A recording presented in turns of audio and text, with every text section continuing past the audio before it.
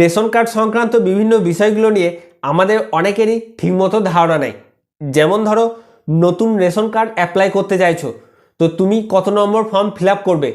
বাপের বাড়ি থেকে শ্বশুর বাড়িতে রেশন কার্ড ট্রান্সফার করতে চাইছো, তো কত নম্বর ফর্ম ফিল আপ করবে? পরিবারের কোনো সদস্যের মৃত্যু হয়েছে, তো সেই রেশন কার্ডটা তোমরা সমর্পণ বা সারেন্ডার করতে চাইছো, তো তোমাকে কত নম্বর ফর্ম ফিল আপ করতে হবে? অথবা এই যে রেশন কার্ডগুলো ফিল আপ করবো, তো এইগুলো অনলাইনে করব না অফলাইনে করব? যদি অনলাইনে ফিল আপ করতে চাই, তো কোন ওয়েবসাইট থেকে আমরা ফিল আপ করবো? যদি অফলাইনে করতে চাই, তো আমরা এই যে ফর্মগুলো ফিল আপ করবো, এর সাথে কোন ডকুমেন্ট অ্যাটাচ করব? বা কিভাবে আমরা এই ফর্মগুলো পাবো, কোথায় আমরা ফর্মগুলো জমা দেবো? তো এই সমস্ত যে ডাউটগুলো রয়েছে, এই ডাউটগুলো আজকের এই ভিডিওতে আমি তোমাদের পুরোপুরি ক্লিয়ার করে দেবো। তো ভিডিওটা স্কিপ না করে তোমরা পুরো ভিডিওটা দেখো। আর চ্যানেলে যদি প্রথম হও, তো চ্যানেলটা সাবস্ক্রাইব করে পাশে থাকা বেল আইকনটা অবশ্যই ক্লিক করে রেখো। তো প্রথমে বলে দিই যে তোমরা যদি অনলাইনের মাধ্যমে ফর্মটা ফিল আপ করতে চাও, তো সেক্ষেত্রে www.wbpds.wb.gov.in এই ওয়েবসাইটটা খুলে তোমরা অনলাইনের মাধ্যমে কিন্তু ফিল আপ করতে পারো। আমি এখানে দিয়ে দিচ্ছি, এই ওয়েবসাইটে তোমরা খুলে কিন্তু ফিল আপ করতে পারো। এরপর আমরা বলে দিই যে যদি তোমরা অফলাইনে ফিল আপ করতে চাও, তো কি কি করবে। তো অফলাইনে ফিল আপ করতে চাইলে আমি আমার ডেসক্রিপশন বক্সে প্রত্যেকটা ফর্মের লিঙ্ক দিয়ে দেবো। সেই লিঙ্কগুলো ক্লিক করে তোমরা কিন্তু ফর্মগুলো ডাউনলোড করে প্রিন্ট আউট বের করে নেবে। তো এরপর চলে আসি যে আমরা কোন কোন অ্যাপ্লিকেশনের জন্য কত নম্বর ফর্ম ফিল আপ করবো। তো প্রথম হচ্ছে, পরিবারের মধ্যে বাদ পড়ে যাওয়া সদস্যের জন্য ডিজিটাল রেশন কার্ডের আবেদন করতে হলে, অর্থাৎ তোমার পরিবারে কোনো সদস্যের রেশন কার্ড এখনও হয়নি বা কোনো সদস্যের তুমি নতুন রেশন কার্ড করতে চাইছো, তো সেক্ষেত্রে তোমাকে কত নম্বর ফর্ম ফিল আপ করতে হবে? 4 নম্বর ফর্ম ফিল আপ করতে হবে। এর সাথে তোমাদেরকে দিতে হবে পরিবারের প্রধান বা অন্য কোনো সদস্যের ডিজিটাল রেশন কার্ডের প্রতিলিপি, মানে ডিজিটাল রেশন কার্ডের জেরক্স। 5 বছরের বেশি বয়স হলে আবেদনকারীর আধার কার্ডের প্রতিলিপি। যার আবেদন করতে চাইছো তার যদি 5 বছরের বেশি বয়স হয়, তো সেক্ষেত্রে তোমরা আধার কার্ডের একটা জেরক্স দেবে। আর 5 বছরের নিচে হলে তোমাদেরকে জন্ম সার্টিফিকেট কিন্তু দিতে হবে। আর 18 বছরের ঊর্ধ্বে হলে ভোটার কার্ডের কিন্তু 1 কপি জেরক্স দিতে হবে। আর এর সাথে পরিবারের কোনো সদস্যের মোবাইল নাম্বার তোমরা অ্যাটাচ করে দেবে। তো এটা ছিল নতুন রেশন কার্ডের আবেদনের জন্য তোমাকে কি কি করতে হবে। এরপর আসি আমরা যে ডিজিটাল রেশন কার্ডের নাম, ঠিকানা, জন্ম তারিখ ইত্যাদি সংশোধন করতে হলে, ধরো তোমার রেশন কার্ডের নাম ভুল আছে, জন্ম তারিখ ভুল আছে বা তোমার ঠিকানা ভুল আছে, তো সেক্ষেত্রে তোমাকে 5 নম্বর ফর্ম কিন্তু ফিল আপ করতে হবে। এর সাথে বর্তমান ডিজিটাল রেশন কার্ডের প্রতিলিপি, ধরো তোমার যে ডিজিটাল রেশন কার্ডের নামটা ভুল রয়েছে, সেই ডিজিটাল রেশন কার্ডটার কিন্তু তোমাকে 1 কপি জেরক্স দিতে হবে। তার সাথে প্রয়োজনীয় সংশোধনের সমর্থনের নথি। তো তোমার ধরো নামটা ভুল রয়েছে, এবার তোমার হয়তো ভোটার কার্ডে বা আধার কার্ডে বা ব্যাংকের পাসবইয়ে তোমার নামটা ঠিক রয়েছে, তো তোমাকে প্রয়োজনীয় নথি দিতে হবে। মানে তোমার যে নামটা ভুল, তার জন্য এই নামটা যে ঠিক করতে চাইছো বা এই নামটা যে তোমার ঠিক, সেটার জন্য 1 কপি তুমি ভোটার কার্ডের জেরক্স দিতে পারো, আধার কার্ডের জেরক্স দিতে পারো, ড্রাইভিং লাইসেন্সের জেরক্স দিতে পারো, পাসপোর্টের জেরক্স দিতে পারো, কিষাণ ক্রেডিট কার্ডের জেরক্স দিতে পারো। এছাড়া ব্যাংকের পাসবইয়েরও কিন্তু জেরক্স দিতে পারো। আর দিতে হবে তোমাদের পরিবারের সকল সদস্যের আধার কার্ডের প্রতিলিপি। এছাড়া 5 বছরের নিচে যদি কোনো পরিবারের সদস্য থাকে, তো সেক্ষেত্রে জন্ম শংসাপত্র দিলেই কিন্তু হবে, মানে বার্থ সার্টিফিকেট দিলেই কিন্তু হবে। আর এর সাথে তো মোবাইল ফোন নাম্বার লাগবেই, কারণ মোবাইল ফোন ছাড়া এখন কোনো কাজই কিন্তু হবে না, কারণ ওটিপির একটা ব্যাপার আছে।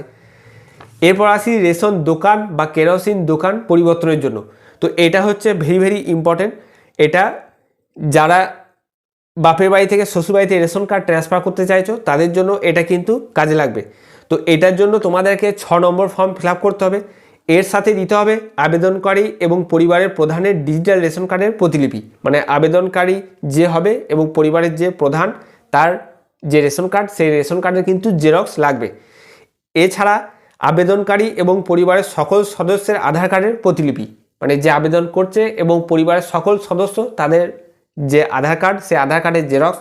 যদি 5 বছরের নিচে কোনো সদস্য থাকে পরিবারে, তো সেক্ষেত্রে তোমাদের যদি আধার কার্ড না থাকে, তো তোমরা বার্থ সার্টিফিকেটের জেরক্স দিতে পারো। আধার কার্ড থাকলে আধার কার্ডের জেরক্স দিয়ে দেবে, আর যদি বার্থ সার্টিফিকেট থাকে, আধার কার্ড হয়নি এখনও, তো সেক্ষেত্রে বার্থ সার্টিফিকেট জেরক্স দিলেও কিন্তু হবে।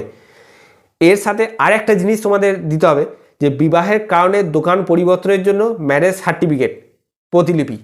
তো তোমরা বিয়ে করেছো, তার জন্য রেশন কার্ডটা ট্রান্সফার করতে চাইছো, তো সেক্ষেত্রে ম্যারেজ সার্টিফিকেট যদি থাকে তো সেক্ষেত্রে তোমরা ম্যারেজ সার্টিফিকেটের জেরক্স কিন্তু দিয়ে দেবে। যদি না থাকে তো সেক্ষেত্রে দেওয়ার কিন্তু প্রয়োজন নেই। এরপর আমরা আসি যে রেশন কার্ডধারী মৃত্যু বা অন্য কোনো কারণে রেশন কার্ড সমর্পণের জন্য। রেশন কার্ড, তোমার পরিবারের কোনো রেশন কার্ডধারী হয়তো মৃত্যু হয়েছে, তো সেক্ষেত্রে তোমাদেরকে রেশন কার্ডটা সারেন্ডার করতে হবে, নাহলে তোমরা ডেথ সার্টিফিকেট কিন্তু পাবে না। তো সেক্ষেত্রে তোমাদের কি করতে হবে, 7 নম্বর ফর্ম কিন্তু ফিল আপ করতে হবে। এর সাথে আমাদের কি করতে হবে, ব্যক্তির ডিজিটাল রেশন কার্ডের যে আসল সেটা কিন্তু জমা দিতে হবে, এখানে কিন্তু জেরক্স দিলে হবে না। আর দিতে হবে পরিবারের সকল সদস্যের আধার কার্ডের প্রতিলিপি, মৃত্যুর শংসাপত্র বা শ্মশান শংসাপত্র তার প্রতিলিপি যদি থাকে, এগুলো যদি থাকে তো তুমি তো রেশন কার্ড যদি সারেন্ডার না করো সেক্ষেত্রে তো তুমি মৃত্যুর যে শংসাপত্র সেই শংসাপত্রটা পাবেই না। তো এগুলো তুমি দিতে পারো মৃত্যুর কারণে রেশন কার্ড সমর্পণের ক্ষেত্রে আর কি। এরপর হচ্ছে হারিয়ে যাওয়া বা নষ্ট হয়ে যাওয়ার কারণে বিকল্প ডিজিটাল রেশন কার্ড পেতে হলে, তো তোমার রেশন কার্ডটা হারিয়ে গেছে বা রেশন কার্ডটা তোমার হয়তো পুড়ে গেছে, নষ্ট হয়ে গেছে, তো সেক্ষেত্রে তোমরা 9 নম্বর ফর্ম ফিল আপ করতে পারো। তো এইটা আমি বলবো যে 9 নম্বর ফর্ম ফিল আপ করার দরকার নাই। যদি তোমার কাছে জেরক্স থাকে তো সেক্ষেত্রে ওই রেশন কার্ড নাম্বারটা দিয়ে তোমরা কিন্তু অনলাইন থেকে রেশন কার্ডটা কিন্তু বের করে নিতে পারো। আর যদি রেশন কার্ডের জেরক্স বা ছবি তোলা না থাকে তো সেক্ষেত্রে কিন্তু তোমাদের 9 নম্বর ফর্ম কিন্তু ফিল আপ করতেই হবে। তার সাথে দিতে হবে হারিয়ে যাওয়া বা নষ্ট হয়ে যাওয়া ডিজিটাল রেশন কার্ডের প্রতিলিপি যদি থাকে। তো তোমাদের তো হারিয়ে গেছে বা ডিজিটাল রেশন কার্ডে ধরো কিছুই নাই, জেরক্সই নাই, তো সেক্ষেত্রে ওটা দেওয়ার কোনো প্রয়োজন নেই ধরো তোমার। এরপর হচ্ছে আবেদনকারী সহ 5 বছরের ঊর্ধ্বে পরিবারের সকল সদস্যের আধার কার্ডের প্রতিলিপি। তো ওই একই ব্যাপার, আধার কার্ডের প্রতিলিপি মানে আধার কার্ডের জেরক্স দিতে হবে। আর হারিয়ে যাওয়া বা চুরির ক্ষেত্রে জিডি নাম্বার, তো যদি তোমাদের হারিয়ে যায় বা চুরি হয়ে যায় বা পুড়ে যায় তো সেক্ষেত্রে তোমাদের একটা জিডি করতে হবে। তো সেই জিডি নাম্বারটা তোমাদের কিন্তু এখানে মাস্ট লাগবেই। এরপর আসছি ভর্তুকিহীন রেশন কার্ড পেতে হলে। ধরো তুমি আর ভর্তুকি চাইছো না রেশন কার্ডে, তো সেক্ষেত্রে তোমাকে কত নম্বর ফর্ম ফিল আপ করতে হবে, সেক্ষেত্রে তোমাকে 10 নম্বর ফর্ম কিন্তু ফিল আপ করতে হবে। এর সাথে দিতে হবে ভোটার কার্ডের প্রতিলিপি, আবেদনকারী সহ এবং 5 বছরের ঊর্ধ্বে সকল সদস্যের আধার কার্ডের প্রতিলিপি। তো একই ব্যাপার।